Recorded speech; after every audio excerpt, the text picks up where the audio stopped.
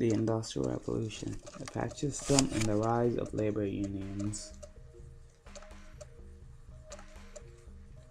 For almost all of history, workers worked on farms or at home on machines that were easy to use.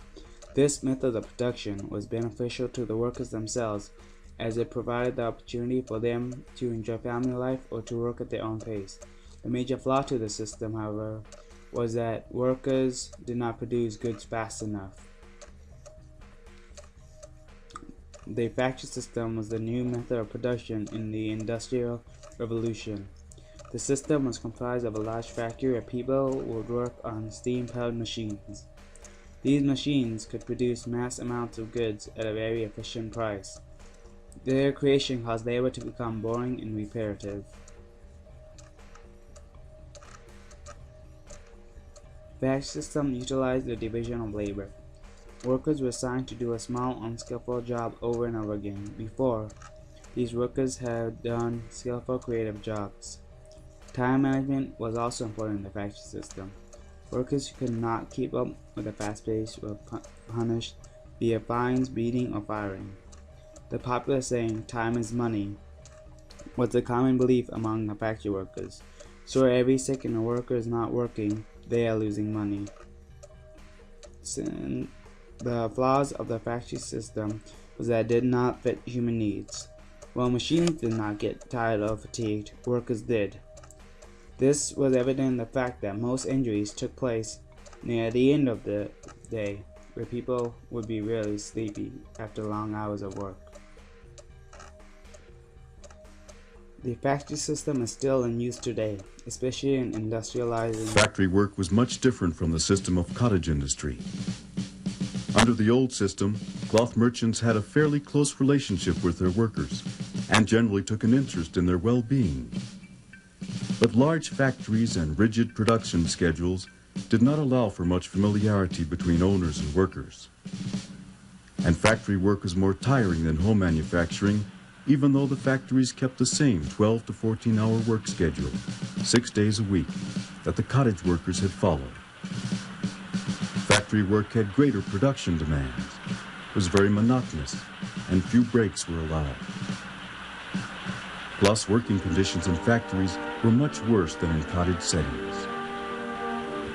Many of the earliest factories, referred to by labor reformers as the dark, satanic mills, were noisy and dangerous places in which to work, full of dust and fumes that often resulted in permanent physical damage to workers.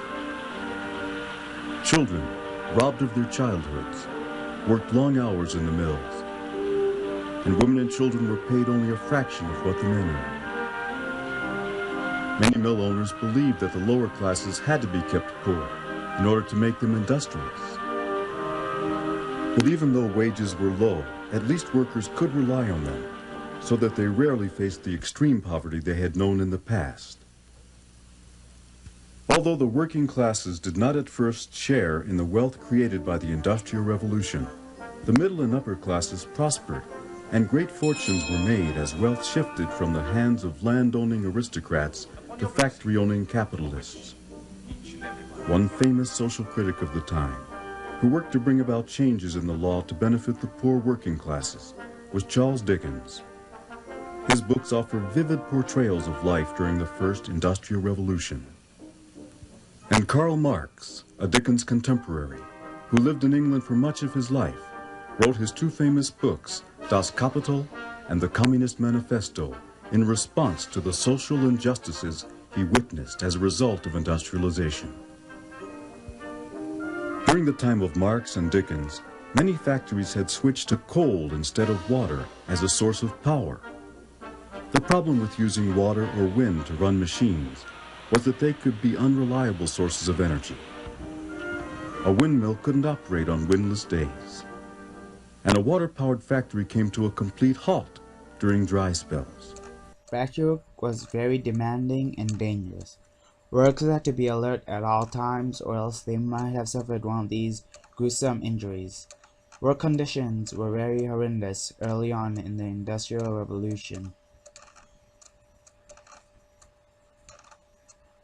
This political cartoon illustrates the fact that workers had to basically give up all of their rights when they went to work in these factories. The factory owners had exploited the workers as much as they possibly could. Workers began to demand reforms as they could not work under such horrendous conditions. Labor unions were created to represent the workers' interests and to gain better work conditions. Due largely to these unions, the iron law of wages was proved wrong, as strikes were created by the unions when demands were not met. Many rights that workers enjoy today are due to these unions in the past. Despite the fact that unions are the reason why wages are much higher than ever before and why working conditions have improved, they are on a rapid decline.